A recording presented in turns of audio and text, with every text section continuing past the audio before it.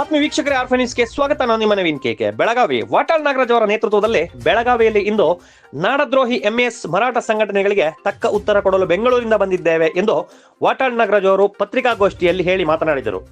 ಹಾಗೂ ವಿವಿಧ ಸಂಘಟನೆಯ ಅಧ್ಯಕ್ಷರು ಬೆಳಗಾವಿಗೆ ಬಂದಿದ್ದರು.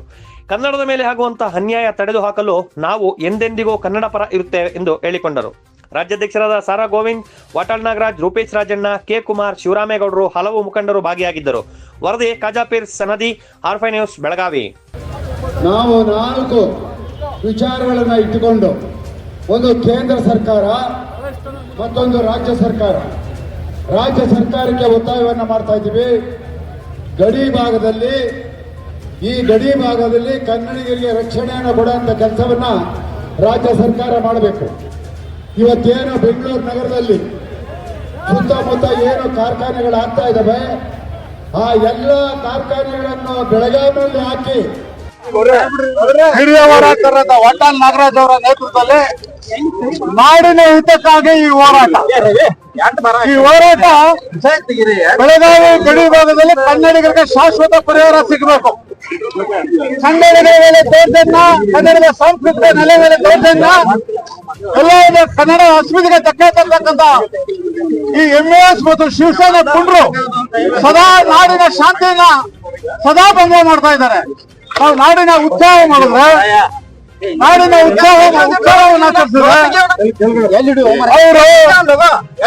ಅವರು ಕರಾಳ ದಿನವನ್ನ ಆಚರಣೆ ಮಾಡ್ತಾರೆ. ಜಿಲ್ಲಾಡಳಿತ ಈ ಕೂಡಲೇ ಕರಾಳ ದಿನವನ್ನ ರದ್ದು ಮಾಡೋಕೆ ಮುದ್ದೆ ಕೊಡಬಾರ್ದು.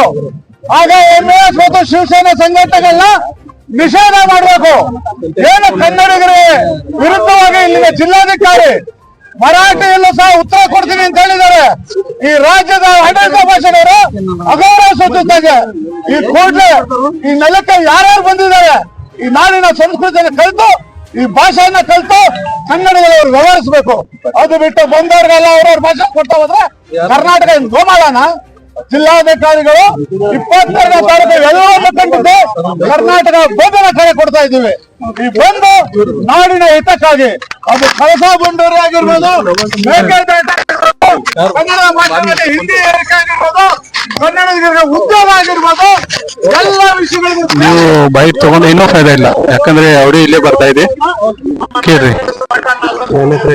ನನ್ನ ಹತ್ರ ಸಂಘಟನೆಗಳು ಇಲ್ಲಿ ಒಂದು ಗುಡಿ ಸೇರುವ ಮೂಲಕ ಒಂದು ಕರ್ನಾಟಕ ಶಕ್ತಿ, ಕನ್ನಡಿಗರ ಒಂದು ಪ್ರೇರಣಾ ಶಕ್ತಿಯಾಗಿ ಬೆಳಗಾವಿ ನಮ್ಮದು. ಇಲ್ಲಿ ಎಂಎಸ್ ಸಂಘಟನೆಯನ್ನ ನಿಷೇಧ ಮಾಡಬೇಕು. ಶಿವಸೇನೆ ಪುಂಡಾಟಿಕೆಯನ್ನ ಮಹಾರಾಷ್ಟ್ರದಲ್ಲಿ ಇರಬೇಕು, ಕರ್ನಾಟಕದಲ್ಲಿ ಇರಬಾರ್ದು. ಅವರನ್ನ ಗಡಿಪಾರು ಮಾಡಬೇಕು. ಇಲ್ಲಿ ಖಾಸಗಿ ಕಾರ್ಖಾನೆಗಳನ್ನು ತಂದು ಕನ್ನಡಿಗರಿಗೆ ಉತ್ಸಾಹವನ್ನು ಮೂಲಕ ಬೆಳಗಾವಿಯಲ್ಲಿ ರೀತಿಯ ಹೋರಾಟದ ಶಕ್ತಿ, ಆ ಮೂಲಕ ಕರ್ನಾಟಕ ಈ ಹೋರಾಟಕ್ಕೆ ಬೆಂಬಲವನ್ನು ಕೊಡುವುದರ ಮೂಲಕ ಇವತ್ತು ವಾಟಾಳ್ ನಾಗರಾಜ್ ವೀರಾಗಿದೆ. ಎಲ್ಲ ಕನ್ನಡ ಪರ ಸಂಘಟನೆಗಳು 22ನೇ ತಾರೀಕು ಕೈ ಜೋಡಿಸುವ ಮೂಲಕ ಒಂದು ಶಕ್ತಿಯನ್ನು ಕೊಡಬೇಕು. ಇವತ್ತೇನು ಇಲ್ಲಿನ ಅಧಿಕಾರಿಗಳು ಸರ್ಕಾರಿ ಅಧಿಕಾರಿಗಳು ಇಲ್ಲಿನ ಮರಾಠಿಗಳ ಪರವಾಗಿ ಧ್ವನಿಯನ್ನು ಎತ್ತುವಂತ ಕೆಲಸ ಮಾಡ್ತಾರೆ. ಅವ್ರನ್ನ ಕೂಡಲೇ ವರ್ಗಾವಣೆಯನ್ನ ಮಾಡಿ ಇಲ್ಲಿ ಕನ್ನಡಿಗರ ಅಧಿಕಾರಿಯನ್ನು ತಂದು ಇಲ್ಲಿ ಕನ್ನಡದ ಸಾರ್ವಭೌಮತ್ವವನ್ನು ಎತ್ತಿ ಹಿಡಿಬೇಕನ್ನೋದೇ ಕನ್ನಡ ಸೇನೆ ಕರ್ನಾಟಕದ ಆಗ್ರಹ ಆಗಿದೆ. ಇವತ್ತು ಇಲ್ಲಿರುವಂತ ಎಲ್ಲ ಅಧಿಕಾರಿಗಳನ್ನು ವರ್ಗಾವಣೆ ಮಾಡಬೇಕು. ಇವತ್ತೇನು ಕಂಡಕ್ಟರ್ ಮೇಲೆ ಅನ್ಯಾಯ ಆಗಿದೆ, ಅದನ್ನ ನಾವು ಏನು ಹೋರಾಟದ ಮೂಲಕ ಒಂದು ಶಕ್ತಿಯನ್ನು ಕೊಡುವಂತದ್ದು ಮತ್ತು ಖಾಸಗಿ ಕಾರ್ಖಾನೆಗಳು ಬೆಳಗಾವಿಯಲ್ಲಿ ಬಂದು ಕನ್ನಡಿಗರನ್ನ ಅಸ್ತಿತ್ವ ಉಳಿಸುವಂತೆ ಈ ಹೋರಾಟದ ಶಕ್ತಿ. ನಾಯಕತ್ವದಲ್ಲಿ ಕನ್ನಡ ಒಕ್ಕೂಟ,